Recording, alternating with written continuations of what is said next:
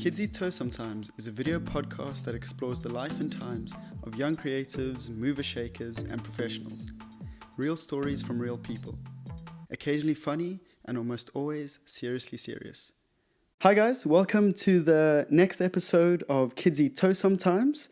I'll kick things off right away. I'm accompanied with my ever so trusty Albany Brown. Today we've gone for a light paste of peanut butter, aptly applied by Jamie, so thanks for that, Jamie. Moving swiftly forward to the next topic, which is, of course, introducing my guest. I've been excited about this guest from the moment that we started the show, and I'll let him do a lot of talking about himself, but just to put things in perspective, we're looking at future presidents here. So without further ado, I'd like to welcome my good friend and our guest tonight, Sihle Lonzi. Sihle, welcome. Hello. Thank you, Sam, for having me. It's an absolute pleasure. What have you gone with in the toast department today? Geez, so I've got slightly burnt though. I've got white bread, blue ribbon. Doesn't have the crunch that I was hoping for, and I didn't have no peanut butter, no margarine, nothing. Just plain white bread toast. I like it. It sounds like you're trying to start a racial debate already, but we'll steer clear of that for a bit. And really, I mean, how are you finding lockdown? How's it been? What have you been up to? All that sort of stuff. Yeah, look, I think it started off well. Yeah, I thought I was getting into the nice productive groove. I was waking up early, 5 a.m. squad, doing the things. And then I think as time went by, I'm starting to become a little bit lazy. I just need a bit of a push again. I think the more they extend, the more I become a bit more complacent. But all in all, I mean, I've been happy. School's obviously about to kick off online, so I'm getting ready for that. What about you? How have things been going? No, I've been all right, thanks, Sihle. It's also nice to be asked how I'm doing from time to time, so thank you. I'll tell you who isn't doing too well, and that is young couples. I mean, my sister herself, she's in a relationship, etc., and it seems that you either are forced into a lockdown with your significant other and have grown to resent each other over this lockdown period, or you're in this heartbroken, forlorn sense of despair because you are now separated by the lockdown and haven't seen your lover in some time. I think, I've played this perfectly. Single people are almost consistently miserable, so there are no highs and lows in lockdown. It's just steady on. And how's the relationship faring? Yeah, all good. Till lockdown do us part. That's what I was thinking about when you were talking.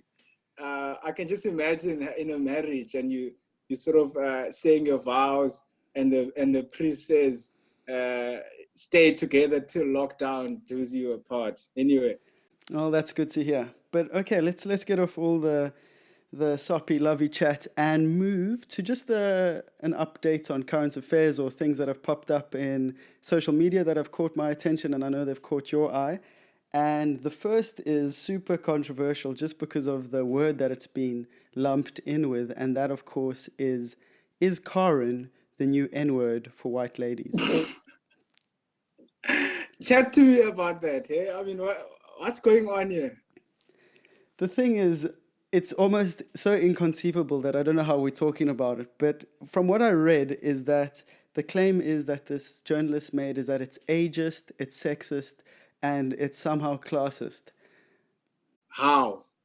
Well, I mean, it's a pretty good question, but no, I think it's, and I spoke about it briefly on the last podcast. We're in this age of extreme sensitivity where you can't call someone a Karen, and it's a bit like the debates we've had of can black people be racist, and how it's unpacking a position of power, and because it's not from a position of power, it can't be racist. It's almost the same as when you call a middle-aged, privileged white woman Karen. It's not from a position of power. She's got the power. That's why she's speaking to the manager. And that's why she's got such a terrible haircut. But what can you do? It's this new age we live in. Yeah, and I mean, I think for me, even on the side of the left, I've always worried about, Operation Olympics. when it comes, I think that's what it's called, we sort of try and, obviously, I mean, this is not to disregard, intersectionality and the different ways in which people experience some form of discrimination or the other. But I guess we must be careful because we can run into the risk of now trying to have different hierarchies and standards of, now I'm black woman, I'm white woman and disabled, I'm this, and and then it just becomes too much and really makes the real fight lose its essence, and we almost trivialize the struggles and experiences that people are having, like on a daily basis.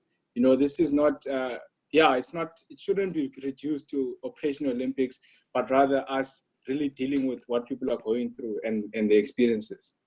Yeah, no, I think you've summed that up pretty well. I would, in no sentence, compare the suffering of someone from a Karen meme to that of which black women have to go through. So, anyway, I think we've given Karen and her Starbucks buddies enough Shame, time. Karen. Shame. And that also, I wanted to. In South Africa, it's not really Karen. I think it's Ubeki. But I think Becky comes from, well, it probably is. I'm not sure. But Ubeki doesn't Becky Tele. come from a Beyonce song? I'm not sure. You throw Becky around. I'm a Becky. But anyway, let's press on, and which leads me to the next point, and it's also something that's been all over the news, all over social media, divides debate, and that is when obviously COVID's had its effect that it has had, and communities are ravished, underprivileged communities suffering particularly, and then you've got all these people who go into either townships or rural areas, and they do amazing deeds, and they're providing food and services. But then the discussion that I've observed online is that the whole process is marred by the fact that these people are now photographing or videoing the experience. What's your take on that? Yeah, I mean, I think it's been an issue really even before COVID or the coronavirus pandemic. Really, and why people do acts of service and how the discourse around philanthropy and what it means. The Instagram generation. Imagine, doing something good for the disadvantaged if you're not going to post about it on your story or you're not going to put it up on Instagram. It's almost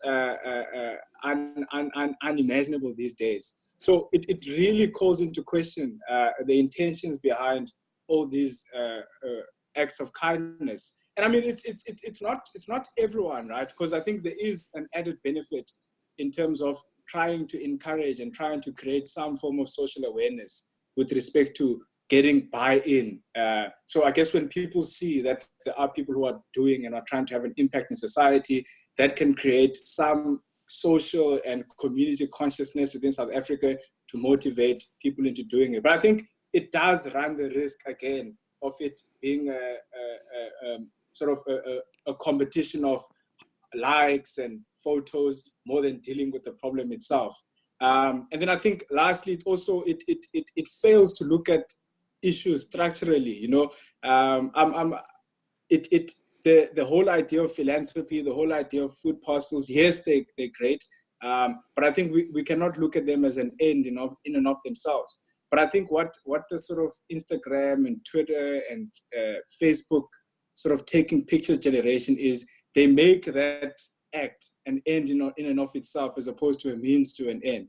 So it's like you carry on with your life the whole week, and then you post a nice picture on Saturday about social outreach, and you've ticked your box for feel goodism or philanthropy for the month or even the year.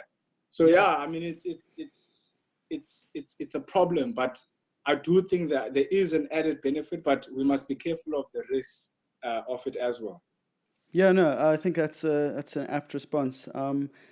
For me, it's of course these people are doing fantastic things, and that's great. But it could more ring to the society that we live in. And it's the age of digitalization. We take photos of everything. Sure. No one cares about what your breakfast looks like, but for some reason it's on the internet. So it could just be symptomatic of that. And I think we'd like to have the faith in humanity that it's been done for the right reasons. And shout out to all those fantastic groups and people who are doing it.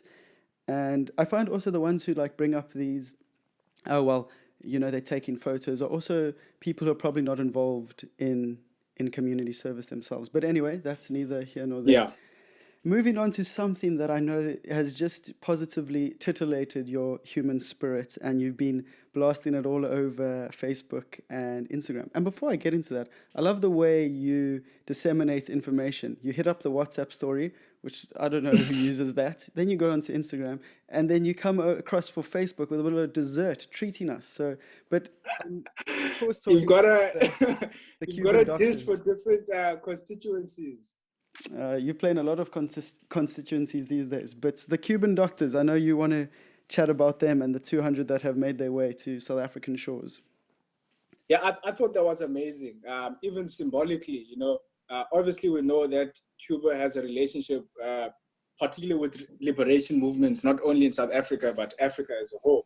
So I thought just symbolically for me, that site, there was a video going around of Commandant Fidel sort of giving a speech and saying that the legacy that he hopes to leave behind is not that of sending nukes around the world or investing in chemical weapons or investing in arms, but rather investing in sort of public health and ensuring that he can contribute to the to scientists, to doctors, to specialists, and that becomes his legacy. And I think really he would be a very, very, very happy man currently, because as you would know, Cuba is not only sending doctors to South Africa, but they're sending doctors to other parts of the world.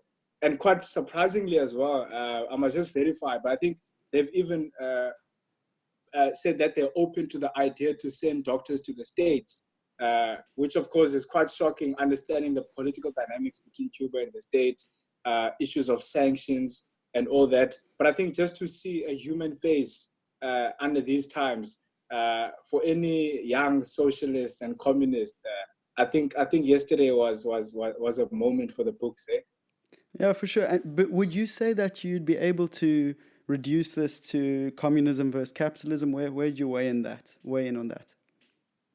Look, perhaps, of course, it's a small symbolic gesture, but I think what a conversation that it could spark would be to say that what is the philosophy behind sort of socialism or communism, and the philosophy behind capitalism, and then we try and then interrogate what has been the impact, or rather, what are the spillover effects of sort of crude capitalist accumulation in the world, and what are the spillover effects of countries that have dedicated themselves to sort of socialist projects. And I think the Cuban doctors sort of coming into South Africa last night at midnight, speaks to that, to say that what has been the attitude of communist and socialist nations when it comes to the relationship that they share with the third world, and what has been the attitude of capitalist global forces in the relationship that they have with the third world. So I think it would be an important conversation to have from that lens, rather than sort of boxing match between communism and capitalism. Yeah, for sure. Because I mean, at the end of the day, it's not a movement that is going to come without a paycheck, etc., etc. And I'm not saying that should vilify what the Cuban government have done. It's obviously amazing, and any support will be taken. But yeah, it's crazy, crazy times that we're living in, and it's my favorite thing about this whole Corona thing. And then I promise we're going to get away from it because we're going to have other sort of discourses and conversations. But my absolute favorite thing about Corona is this subsection in society that it is created in South Africa. And I call that Cyril's cheerleaders.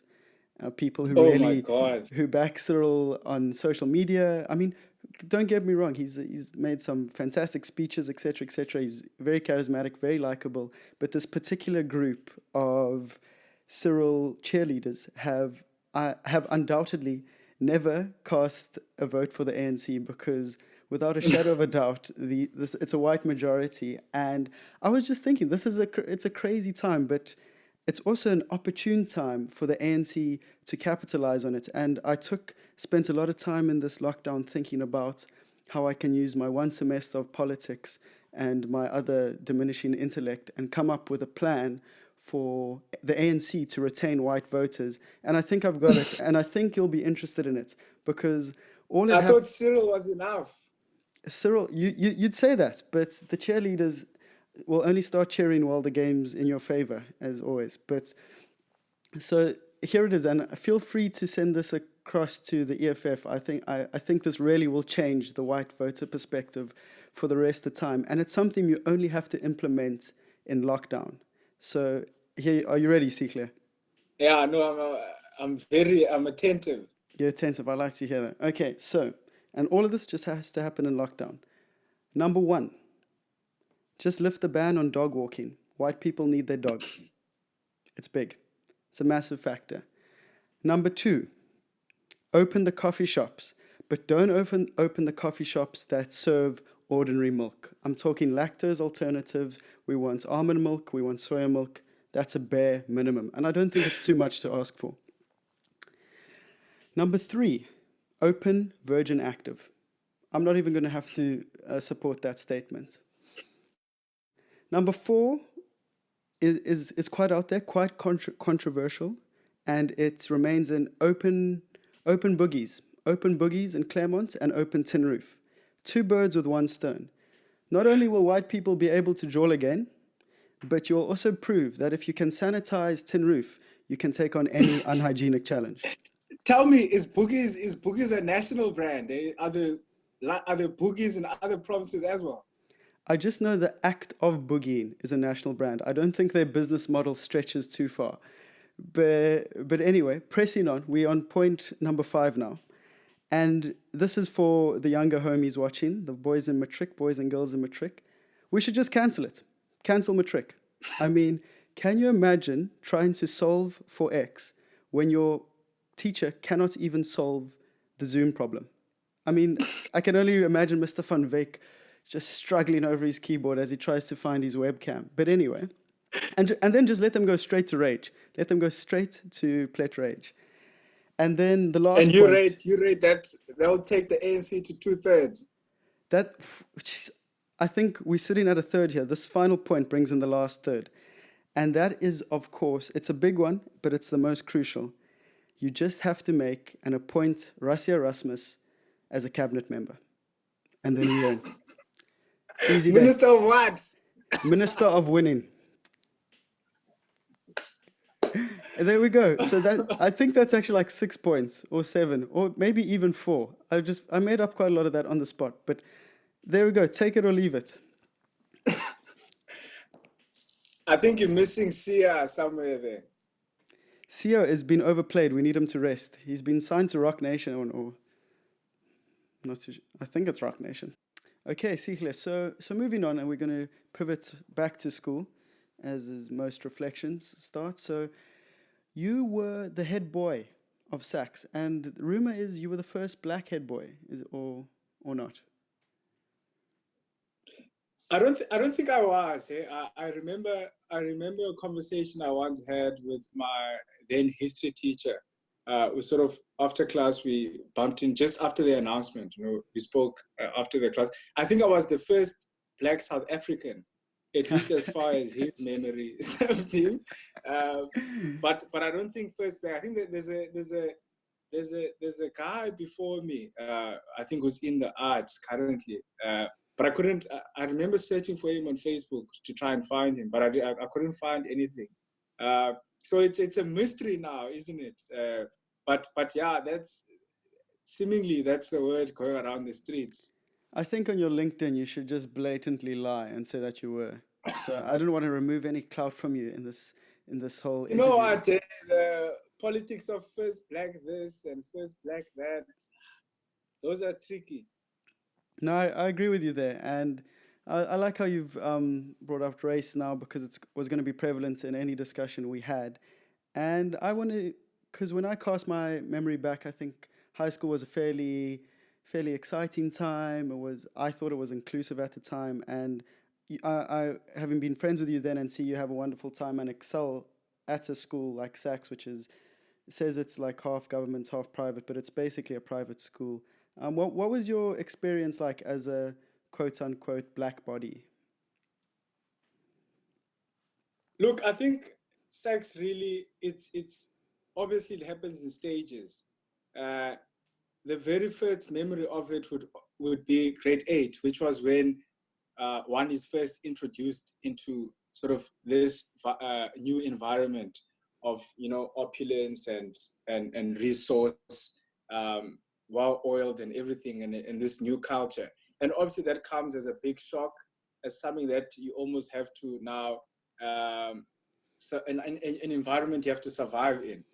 And then the next step then becomes the step of assimilation, and really that happens out of survival more than anything else, because I think there's a point where young Sihle, or a young black kid in a private school, where you really realize, be it consciously or unconsciously, that the only way to survive in this environment is for you to almost detach from the real you, and assimilate into this new environment, this new culture, this new way of thinking, this new way of doing things, so that you could be accepted and welcomed into this new world. So a lot of my, for example, if you were to ask me, even then, if you were to ask me to say, at least after grade 8, how are things here? How is your experience around racism? There are many things that I would have not said were happening to me, that I've reflected on late in my life, that happened at the time, because obviously it was a shielded space, it was bubbled up, and we normalized many behaviors which were quite problematic, but because you had to survive in the space, that became your new way of life, and that became the new culture that you had to take on. So I think I would describe high school experience, and I think most black kids in who find themselves in Model C schools or in private schools would describe high school experience as really an experience of assimilating into this new, or rather this white culture, white society, first by survival, but also it becomes now, and perhaps we'll touch on this later, it translates into this very crude self-hating image and identity that you have of yourself within that environment. Mm. For sure, I think for the time being we can leave identity politics alone for a bit. But do you recall a specific moment where you felt this pressure that you speak of to assimilate, or is it, like you said, a gradual process that kind of almost swallows you up, and then only once you've gone to university and can look back at it and have broken those rose-tinted glasses, you actually see it for what it was? Yeah, it's certainly a very smooth. I mean, I use the word smooth, obviously, in very nominal terms. But it's not. It's never a thing of, you know, you almost sit down. Your grade 8 self sit down and decides, let me decide to change my accent today, or let me decide to start listening to rock and roll instead of Rock and roll. home or whatnot. You know, it doesn't. It's a gradual process that happens through sort of basic interactions that you have with people within the school. For example, if you find yourself in a particular incident, and then maybe a way in which you pronounce a certain word, or a way in which you speak about your experience is othered. Maybe people laugh at that. Maybe people find that weird.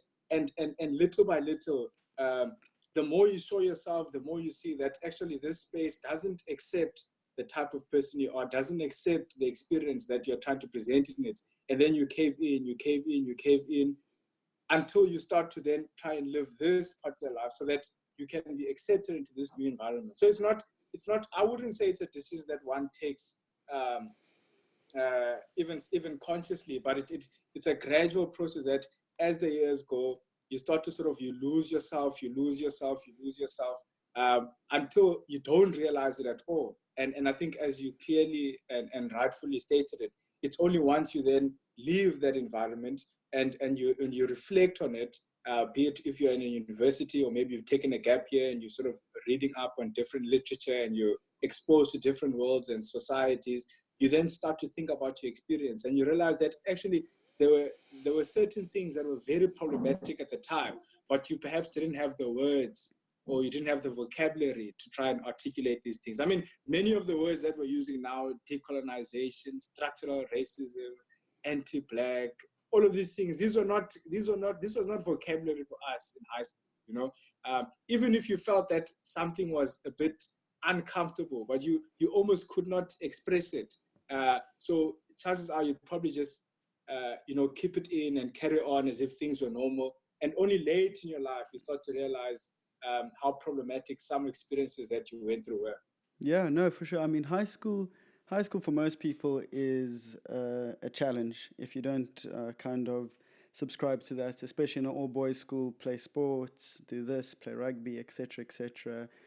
So I can only imagine the challenges. And one of the more simple examples that I thought of when I was thinking about the whole time at school and whether these pockets of like slight racism, if you want to call it that, popped up. And for me, it can just start at the register. You've got a teacher who calls out a whole host of names, from Samuel to John to Peter to Piti to Yanaman, the list goes on, and then you'll make your way to Sihle, which there's no click in it or anything involved, and it's immediately transformed to Sihle or Yeah.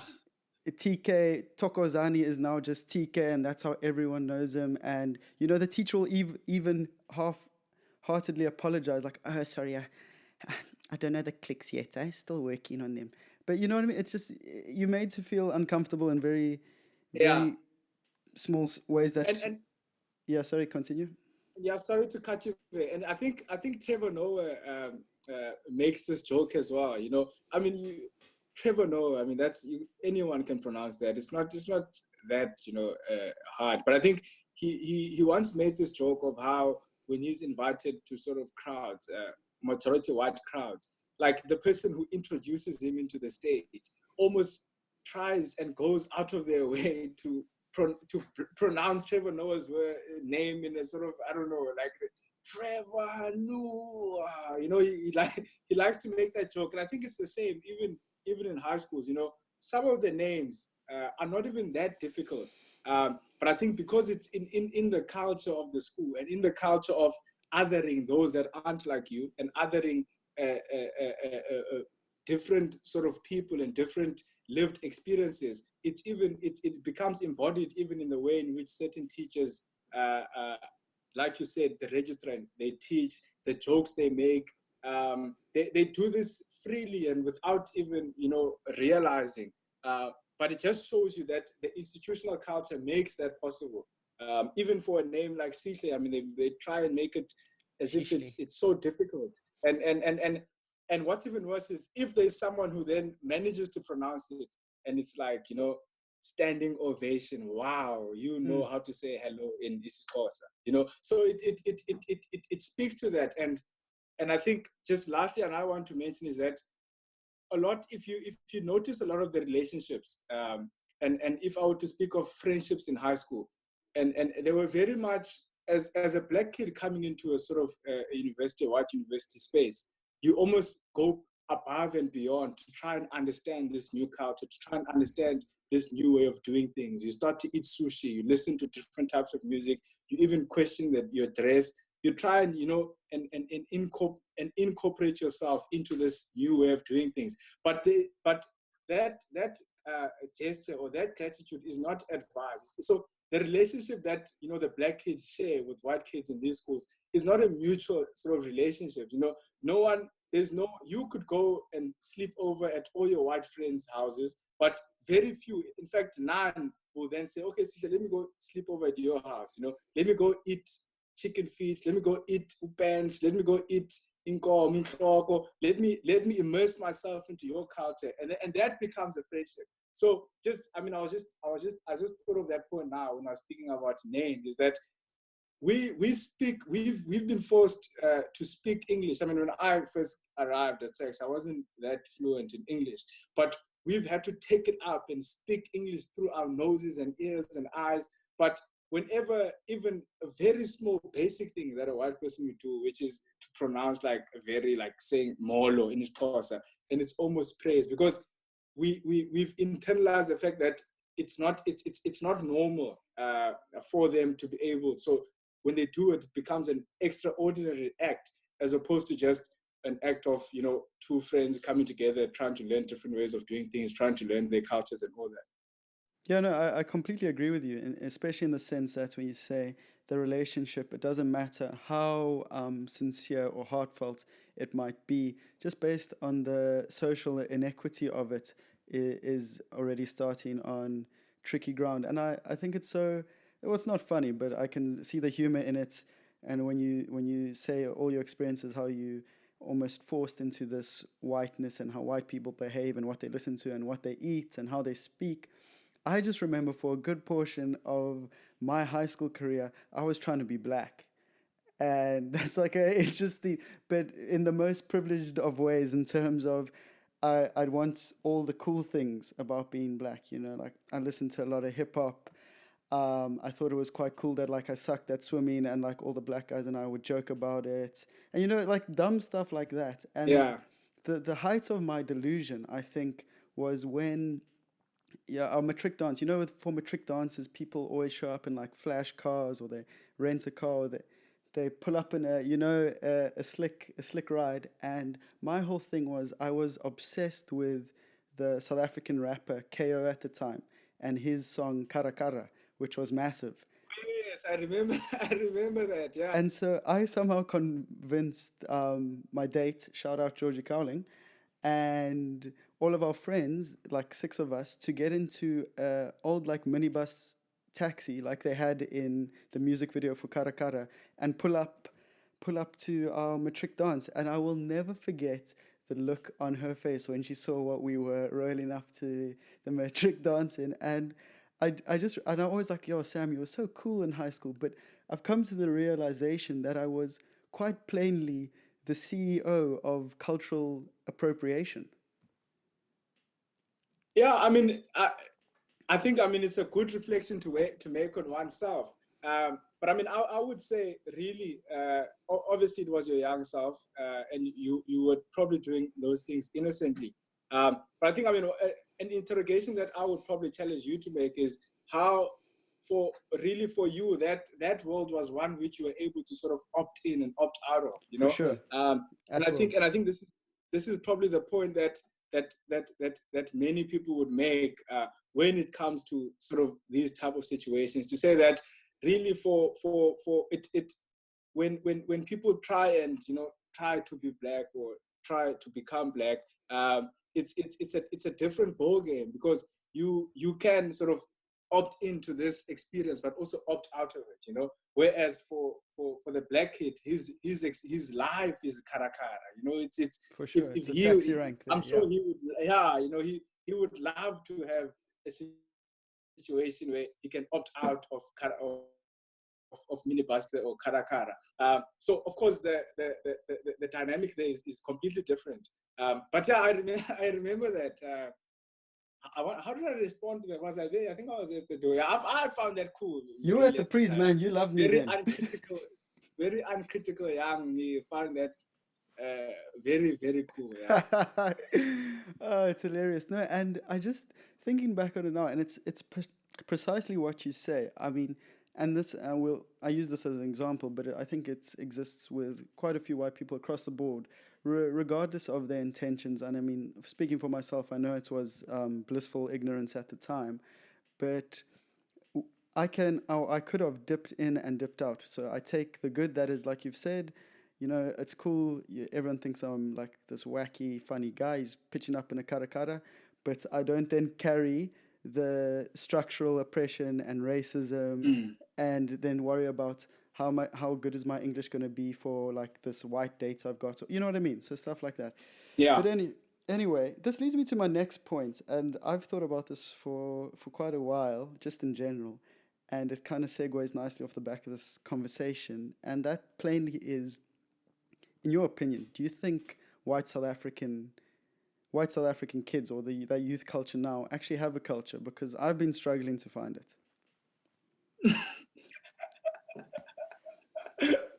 Sure. You you would probably have to tell that to me. I think, any any black kid would be quite shocked by that, You reckon because they that? would think that I would think that for all these years, what's been shoved sort of into our throats is in fact, white culture. So when a white folks sort of poses a question to me to want to know whether or not there is a white culture, it sort of takes me aback. Hey, No, no, but that's look, it's. I don't know. I mean, yeah, I think it's interesting because for sure there is a white culture has been shoved down everyone's throats around the world since the coming of time. But I was more leaning towards the South African culture because, of course, you say white culture and you think it's synonymous with the West. But I was questioning more whether if there's like a South African white culture because, and I think your response is quite funny in and of itself because I mean, I exist as a white South African. You don't really feel like you can be attached to the West and Europe and England, our former colonizers, because that's very problematic. Then you can't attach yourself to Afrikaans culture because you're not. Then you can't attach yourself to Xhosa or anything of that stretch because you're not. So I find, and it's maybe when I start playing the smallest violin in the world for this group of white people, but I just think that for me, it seems that there's this cultureless lack of identity where there are no strong signifiers in terms of what is and what isn't ours, if that makes sense. yeah. Look, I think perhaps, and obviously, I mean, my take on this would be very limited.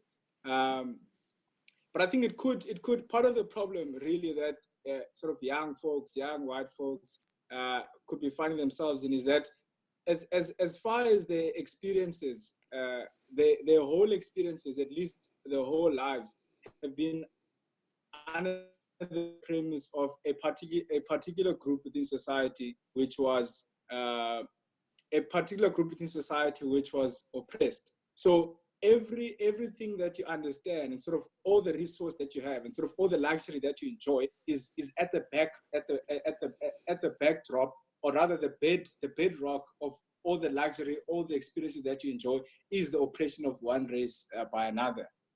So Yeah. now, as a sort of a white person who, or you'd want to call it a woke whites or whatever, I guess it could be a dilemma that you find yourself in when you really try and think deeply about the problems of South Africa and oppression. To say that, where do you locate yourself when everything that has surrounded your whole life, when everything that you know, when everything that you've been doing has been as a result of the benefits that you've been enjoying and the spillover effects of colonialism and apartheid colonialism and oppression of Black people.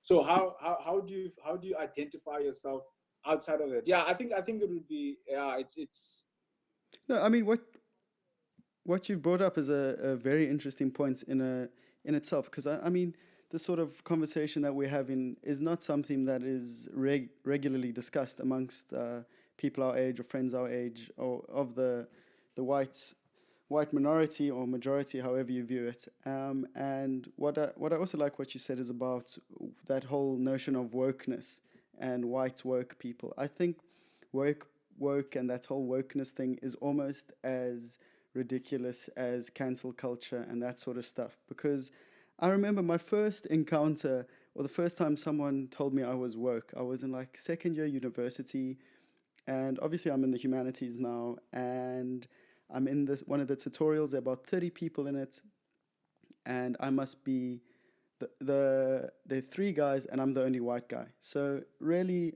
I'm a minority, and it's a history tutorial, and they're talking about intersectional representation of gender in historical narrative. So it's like very loaded and very complex, and that sort of stuff. And I'm just sitting there, and for the first time, I've become an actual minority. I'm the only white guy there. I'm a white minority, etc., etc. And I start to experience, and this is the first time I started really confronting this sort of stuff, is I start to experience that whole notion of double consciousness. What do I look like to these people? How's my tone? Am I speaking too much? Am I doing this? Am I doing that? How am I sitting? And for me to have that level of anxiety and discomfort, which I've never experienced in my life before, and then to flip that and think, well, that's how every Black South African feels when they step into a white dominated space, which is business, sure. golf courses, schools, whatever you want, sports sides. That's what you go through on the daily basis. So, but what I'm circling around to is that we had this tutorial, and I hadn't done the reading because I mean, like, who does those readings? And the tutor was, I thought she was almost going to be like, "Hey, Whitey, do you have an answer?" But she was like, "Sam, so what did you think about this whole representation of gender, etc., etc.?"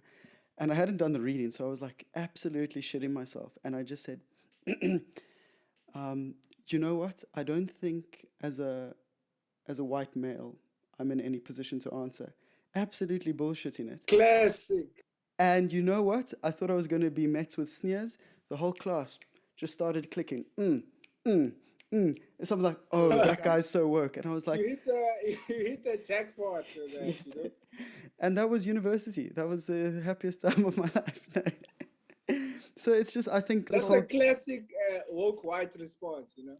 classic work, it's a cop out, man. So I hate this whole notion of wokeness, etc., etc. I think that for me, and you obviously must weigh in on this. I think if you confront your past, you really look back at it and you assess things and you try alter your behavior in a way that's going to be positive, not only for society but for yourself, then I think you're on the right track. I don't fall into the whole claim that white people must now be self-hating, self-defeatist, that sort of stuff, because I don't think anyone is going to benefit from that. Of course, like you said, a lot of success, a lot of livelihoods, a lot of luxury and opulence has been built on the back of apartheid. But what can you now do with your privilege? Is certainly my perspective. There's no sense of just being forlorn and weeping yourself to bed. I hate myself and my whiteness. You got to actually now try and make something of it. So yeah, love to hear you weigh in on that. Yeah, I think generally I'm quite critical of your so-called woke whites, and I My think whites. my and where my mind is at with that is I'm even more critical of the ones who are sort of extremely self sort of this they have this humiliating sort of act with them, you know. And I'm just thinking to quite in simple terms, you know, the ones who overdo the self-humiliation, like, oh, we are so bad, we are so trash, we've done horrible things to the world, and you know, it's and they dwell there and they dwell there. I mean, I'm quite skeptical of that, because I think it really it it it gives them a certain universal standing that other people would otherwise not have. Okay, so there's this Zizek joke he likes to tell. So he says, let's imagine there's a synagogue, and obviously in the synagogue, yeah, a Jewish billionaire comes forward and says, "Oh God, you know, I've sinned. I'm not worthy of your presence. Please forgive me." And then right next to him is the rabbi, you know, who also says, "Look, quite high status rabbi." So, you know, he says, "Oh God, I've also done bad things in this life. I'm not worthy of your honor. I'm not worthy of being in your presence." And then a poor Jewish guy stands sort of next to them, almost, you know, repeats the same thing. "Oh God, I've sinned." And then the rabbi sort of calls on to the billionaire quite silently and says, who does this guy think he is? He's also not worthy of God's support than us. So so this is and why he says this, he says this over self-humiliation is really grounded in this universal sort of place that they're able to put themselves in, to say that yes, we are the oppressors, but more than are we the oppressors, but we're also the ones who are able to have this objective and universal moral code over everyone. You know, it's like a black person can't say, "Oh God, you know, forgive me for I have oppressed the world and I've done all these things." So their position in society sort of, it stays there. But for these woke whites, you know, they almost overdo it, and it just becomes a cloud thing more than For sure, anything. I think you're spot on there. It's almost like the Italian mobster who performs a hit and kills like 3 people, but on Sunday he's there repenting and asking for forgiveness. It's that whole abuse of. Yeah. But anyway, let's get out of these violent analogies. And kind of move back into that whole university experience. When was the first time you could kind of recall, or you thought you've having a change of consciousness in terms of how you view everything? I think it would have been just before September 2016. Uh, Yeah. What spurred that on? that would have been there was a worker demonstration on campus, uh, just around worker exploitation on campus, being underpaid, working conditions. And then I think as I sat there and listened to, I think it was Mam Nosi, speaking on the experience of workers on campus. And then it may have even been, I think, what sparked the big mass fall moment in 2016 on campus at UCT.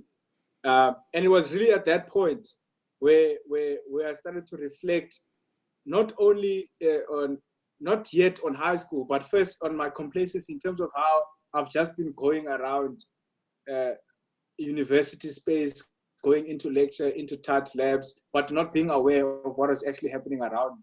So I think that was the first confrontation to say that how really as a student, you pass workers every day, you enter into jamming shuttles, you sort of carry on as though there's a machinery that is functioning, but you're unaware of the people that are really at the core and are working for that machinery, and the type of violence and the type of exploitation that they're going through.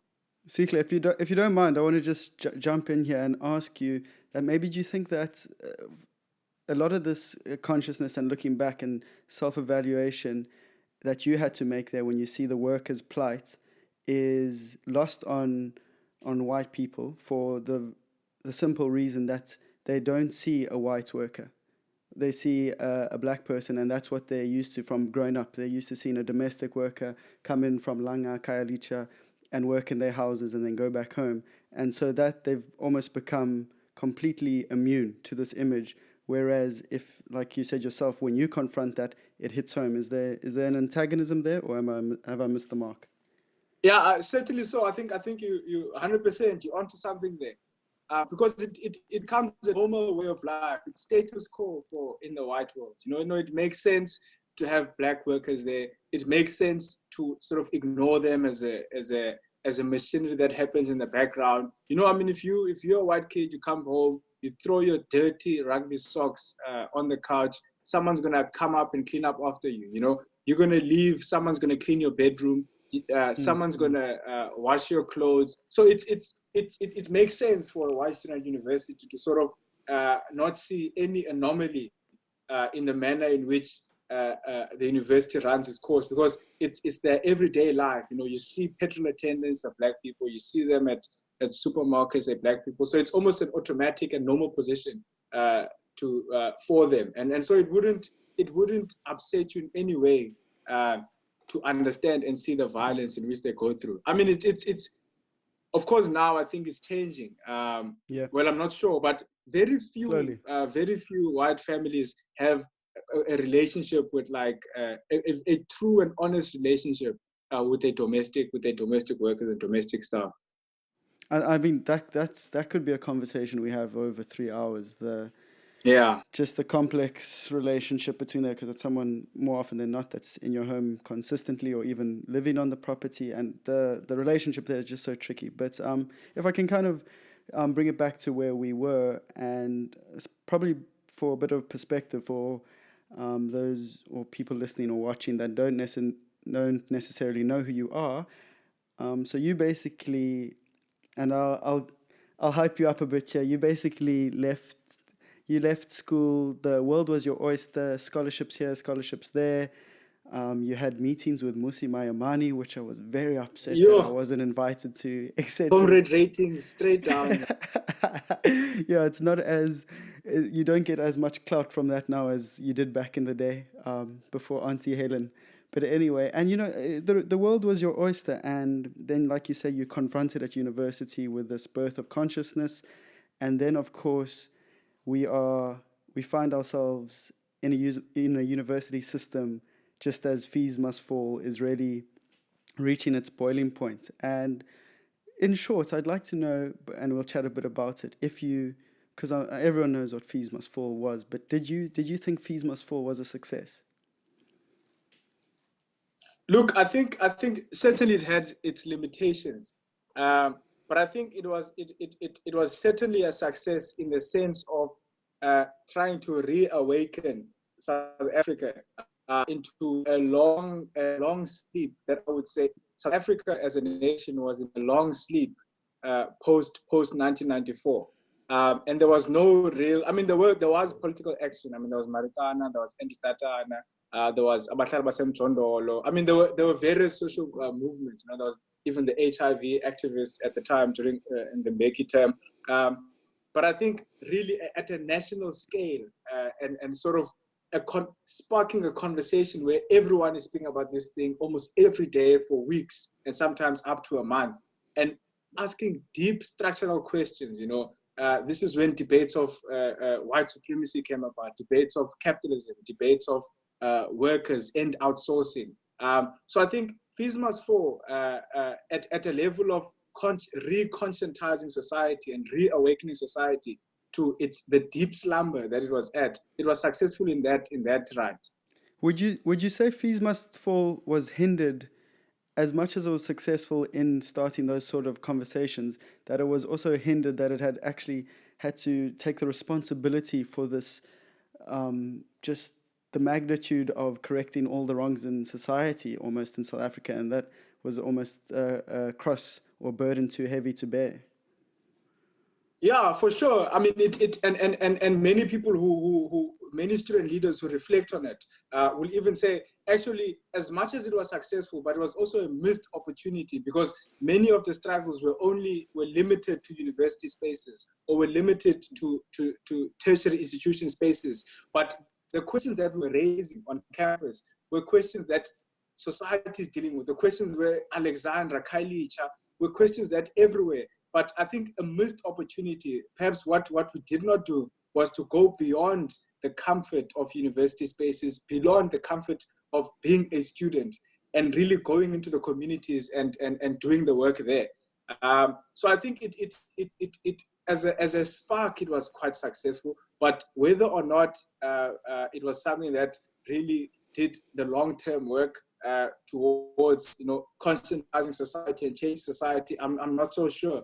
And perhaps that may or may not have been its role. Perhaps something else had to happen after that. But I think really as a moment in South Africa where everything came at a standstill to speak about these issues, I think it was successful in that front.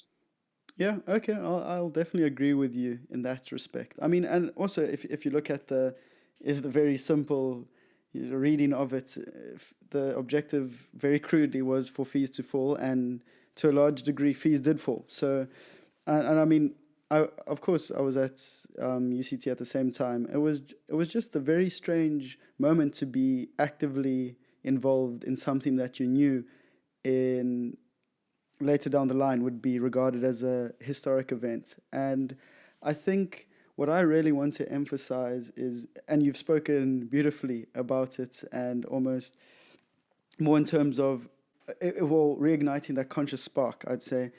But Fees Must Fall was also ugly in a lot of respects, and I'm not leaning towards the violence or anything like that. I'm more concerned with the lives and livelihoods of people who were protesting. And I mean, like I said earlier, the world was your oyster, and I think because I mean I'm surrounded. We've got a lot of mutual friends, of course, and the conversation around you being so big on Fees Must Fall, there was a lot like, he's very ungrateful. He's gotten this, which I mean is so problematic in its own right. But like, can you believe Sihle is doing this? Can you actually believe Sihle? Our Sihle, hey, played first team rugby that week. Now he's in the EFF, eh?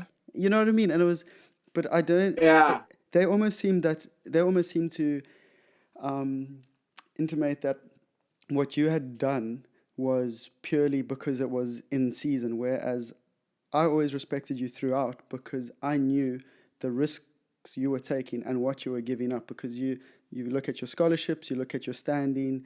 I mean, any business would have snapped you up if you had just gone about your studies, left UCT with your degree, etc., etc. So what was the personal cost to you of Fees Must Fall?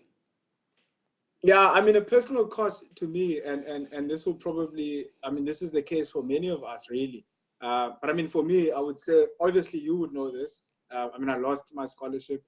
Um Certain courses obviously let down. A degree that was meant to be finished in an X amount of years had to sort of go an additional year, and I'm now finishing that off additional and in 6 months.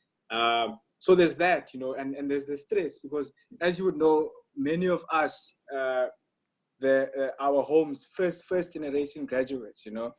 So your homes, your parents, everyone is sort of looking to you to get through this and get it done, so you can bring some sustenance at home. And then you find yourself in a situation or in a space where, more than anything else, I mean, it's out of material conditions more than anything.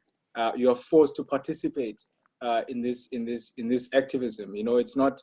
I don't think anyone would have done it because it's nice or there's luxury to it. I mean, it was horrible. It wasn't nice.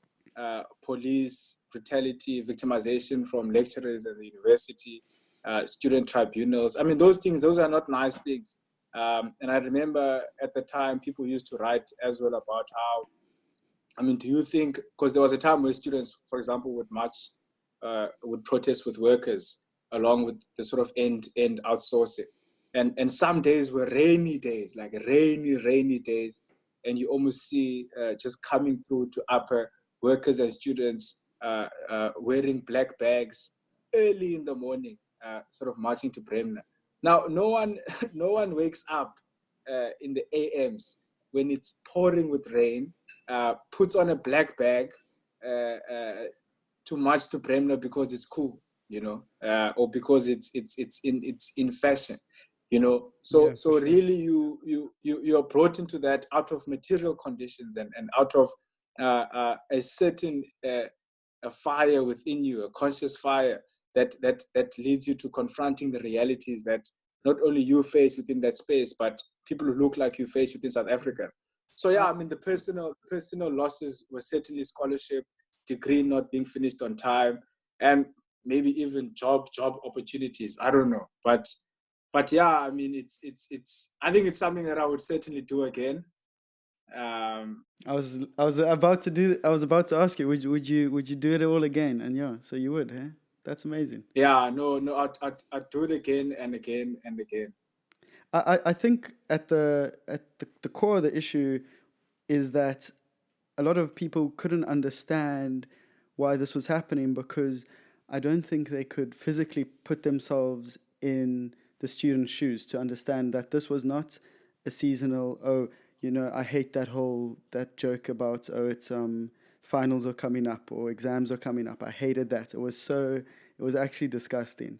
Um, these are people risking their whole lives. Like you said, first generation graduates, you know, you don't want anything more in life than that. And it's something that make you so proud. And now you sacrifice that because there's that deeper fire, like you said. And one thing I was always interested, I remember I WhatsApped you the one day and you phoned me on another phone or you texted me back on another phone. You said, I'm not using this phone anymore. The police are after me. And I remember laughing because I thought you were joking. And then I think Mlandu was in jail like a day later, and it was very serious all of a sudden. Yeah, I mean, it even there are there's a source, not a source, but the articles were written about what the state invested in terms of surveillance and trying to nip the movement in the bud. Because you must remember, this is the biggest threat to sort of ANC power, ANC government since 1994. Not only ANC government, but also even the economic elite, even the powers that be. Because some of the questions that these kids are raising are really, really deep questions that will change South Africa as we know it. So if you, for example, if you listen to the manner in which the Minister of Education, Blade Nzimande, spoke then, he always tried to say that this is a regime change. Are these students funded elsewhere? You know, and that's always the response really to when young people sort of take it up and question certain things and are pushing for social change. I mean, it's not only South Africa. I think it's who's this the young girl for climate change? Greta. Greta, yeah. I mean, people hate her though. That's weird, eh? People really hate her. eh? People really hate that chick for some reason. I don't know what it's about, but we'll get into that another day. Sorry.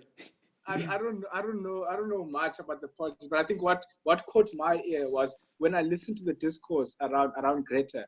A lot of the old politicians, especially in the UN, were saying that there's no ways that these kids can come out of this independently. There must be a third force. They must be getting influenced by someone. The communists are funding these kids, and you know, the communists want to save the environment. all sorts of funny things. So that was the discourse around South Africa as well. The ANC government was caught off guard because these are issues that they should have long dealt with, but they've been complacent. So this movement now became a big threat to them. They thought that regime change, ANC is now going to be replaced. These students must be funded somewhere, where in reality that was not the case. So that's why then surveillance was hectic, was tight. Police visibility was tight. The state really tried by all means, and sometimes with the help of certain vice chancellors, to really crunch down and stop. And there are many students. I mean, obviously the experiences that I've said on my side, things of losing scholarships, not being able to finish the degree in time, being held at one time. There are students, for example, who have criminal records. There are students who spent an odd 3 or 4 years and only came out, I think, last year. So there's a real price that students paid, and I cannot imagine anyone who would risk sort of a criminal record, who would risk spending even a month, even a day in prison because it looks good on Instagram, or because they're trying to run away from writing an exam. I know, it's when you actually unpack it and talk about it and think about it, it's just ridiculous. But yeah, fees must fall. Fees must fall. Sure.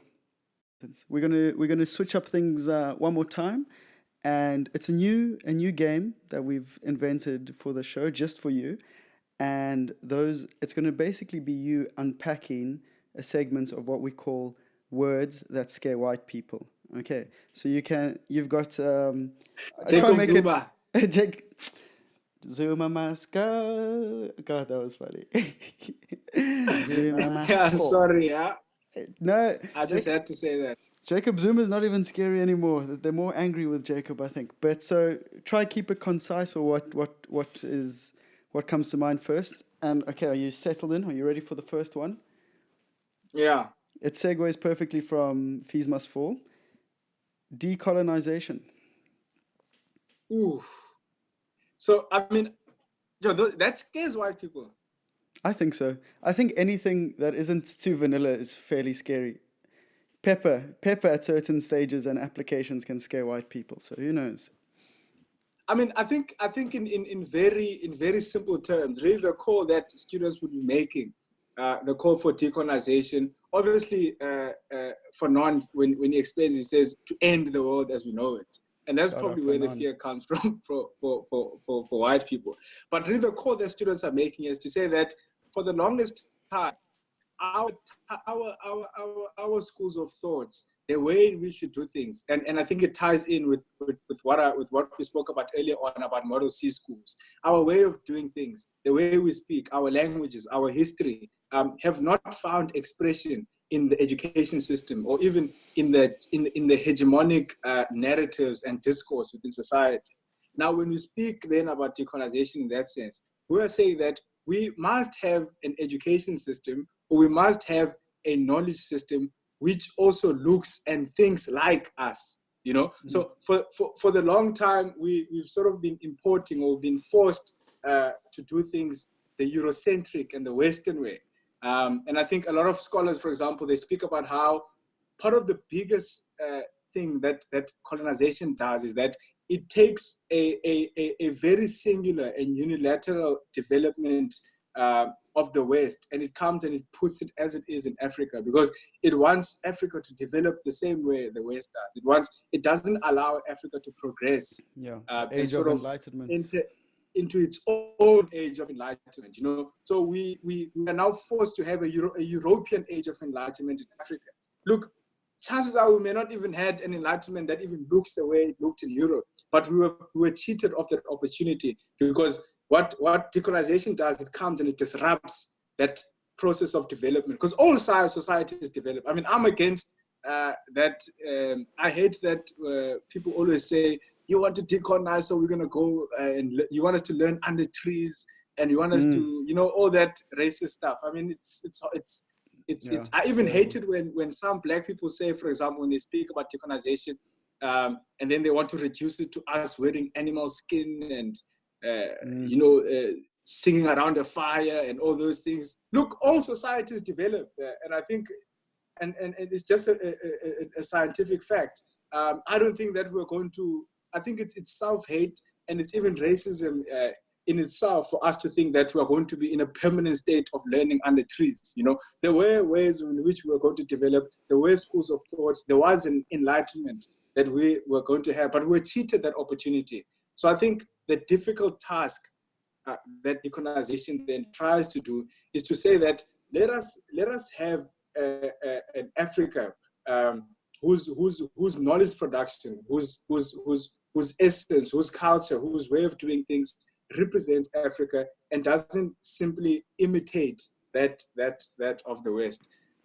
So I mean, if sure, white people fear that, I think.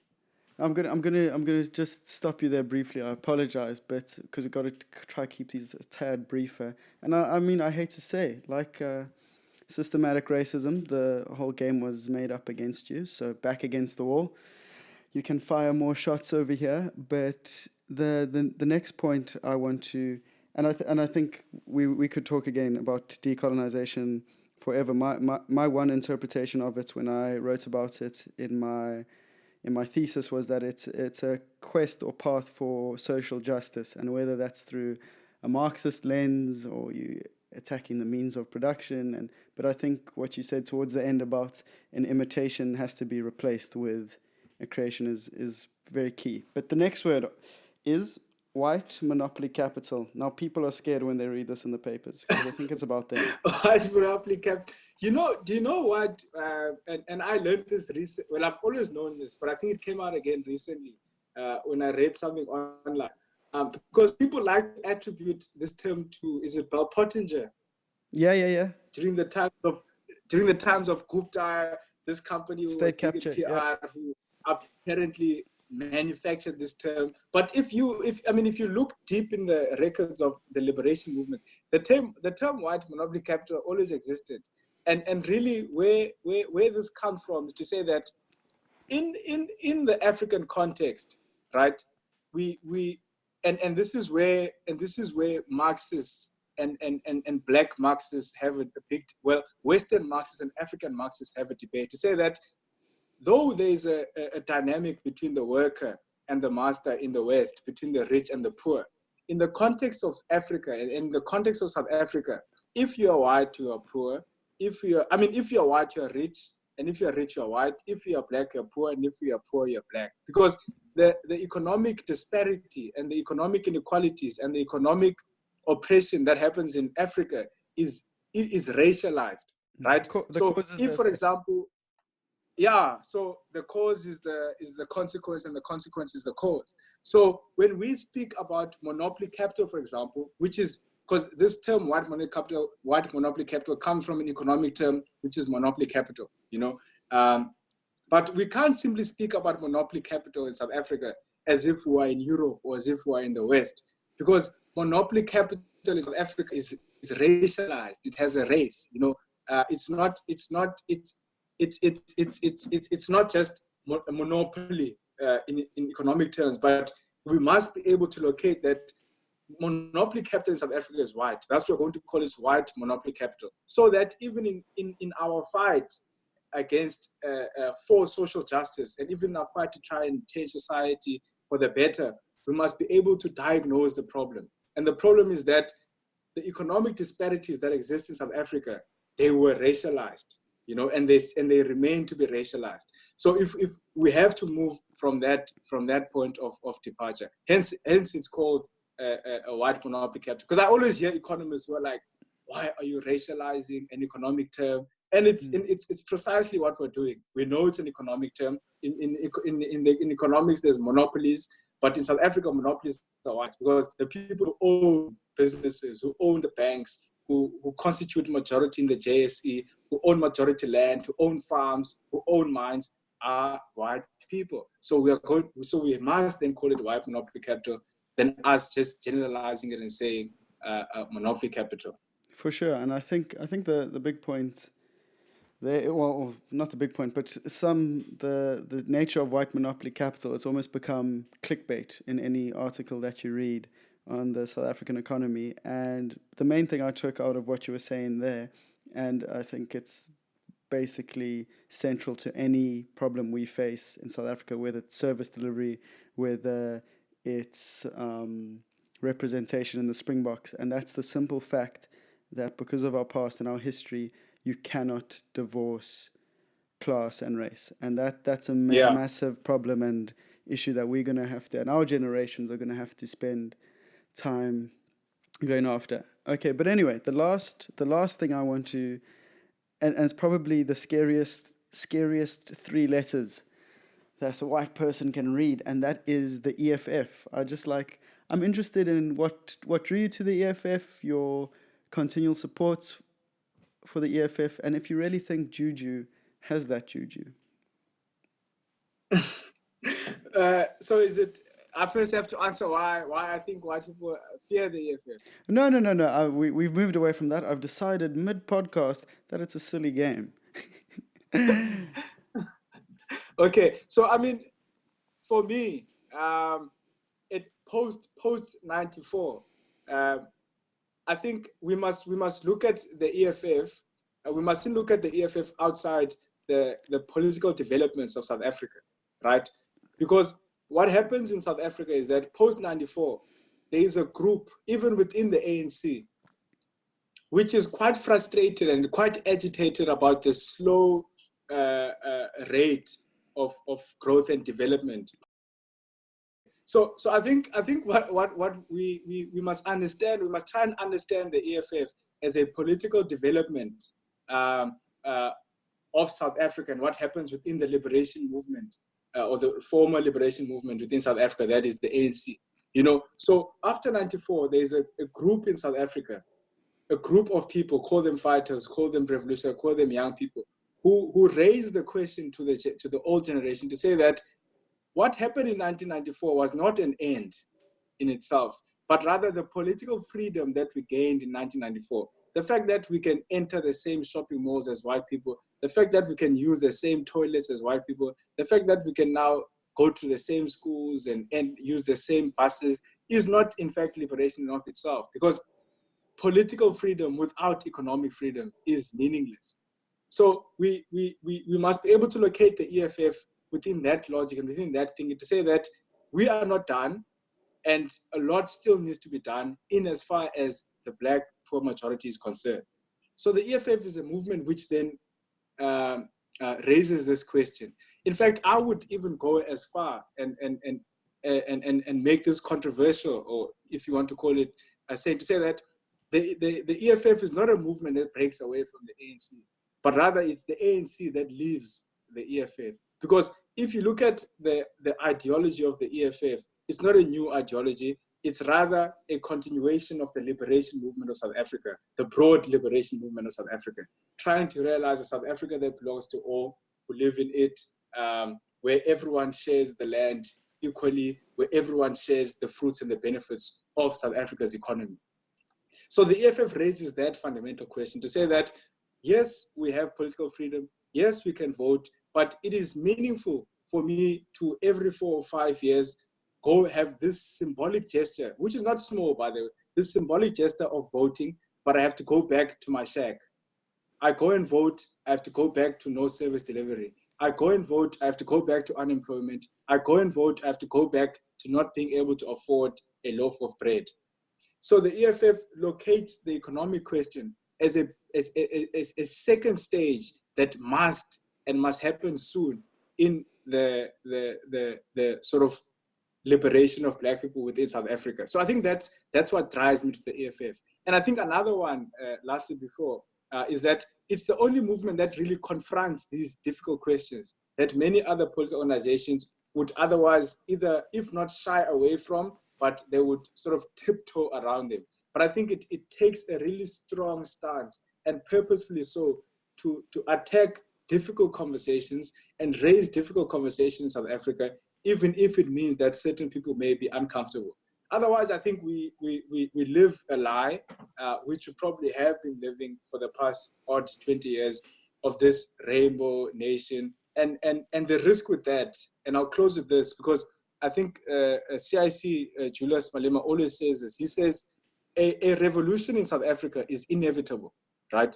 He says that there is no one in their right mind who can think that you can suppress and oppress a majority for a long time, and you think that a majority can live under such conditions. There's no way. A Kailicha, a Guguletu, and Alexandra, the township situation is an unsustainable situation. Like, you cannot keep people under those conditions for a long time and think that they're not going to do anything about it. But the risk we run is that if we do not lead this as a vanguard party, we run the risk of having an unled revolution where people just go around guns blazing. I think that's the one that white people should fear, but not one which is led through legislation, through sort of things like public engagement. I mean, the EFF is not calling for the collapse of the state. And which is why I never understand really what do people mean when they call it fascist? What do they mean when they call it populist? Because if you look at the manner in which it's even been taking political battles, it's making use of the courts. It makes use of the constitutional courts. It makes use of things like public debate, public discourse, institutions like parliament. And yes, it pushes them to their limits because it tries to expose how far they can go. But it uses them and only looks at protest action as sort of one, like how could I say this, as a final sort of a step, but it doesn't neglect the institutions that currently exist in South Africa. But I think what would make people fear it is that I think they fear change, man. I think people fear a South Africa where really, because they've not seen it, because they don't know what it may look like.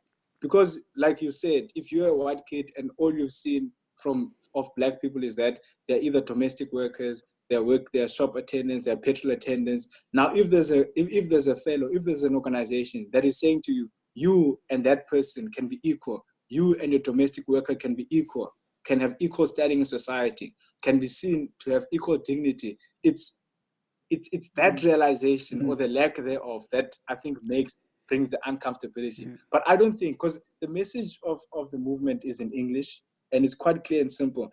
I don't even think white people think that the EFF is going to push them to the sea. I don't think they genuinely believe that. But I think But Sihle, I must say, you've given me many EFF speeches over the years, and I think that could have been the most rousing one by far. And I just want to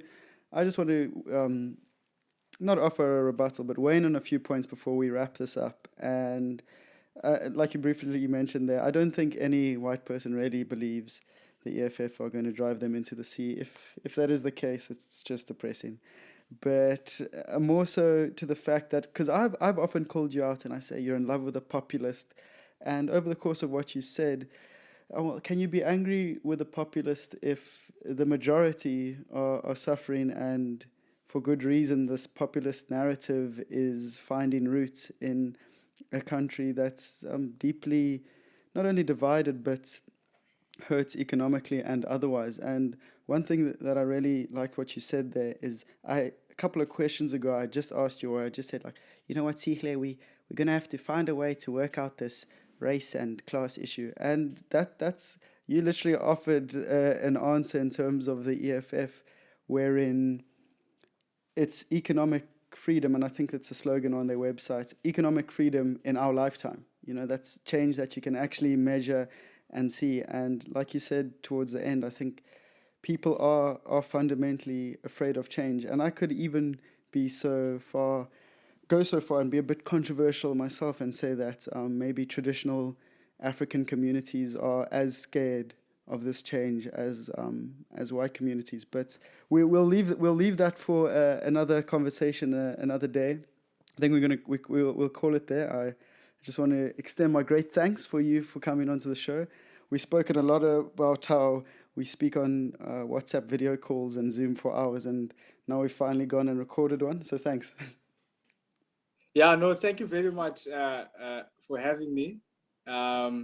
Wishing you all the best. I think this is your second sort of shoot. So really, I think it's great that young people are creating platforms to share these ideas in such a way that they are not only limited to sort of academic spaces, but they can really make it fashionable, Yeah. obviously without losing the quality of the content, but really make it fashionable for young people to share ideas, maybe not always about politics, but about a variety of social issues that we are going through. So yeah, I think kudos really to you and all young people who are engaged in that activity.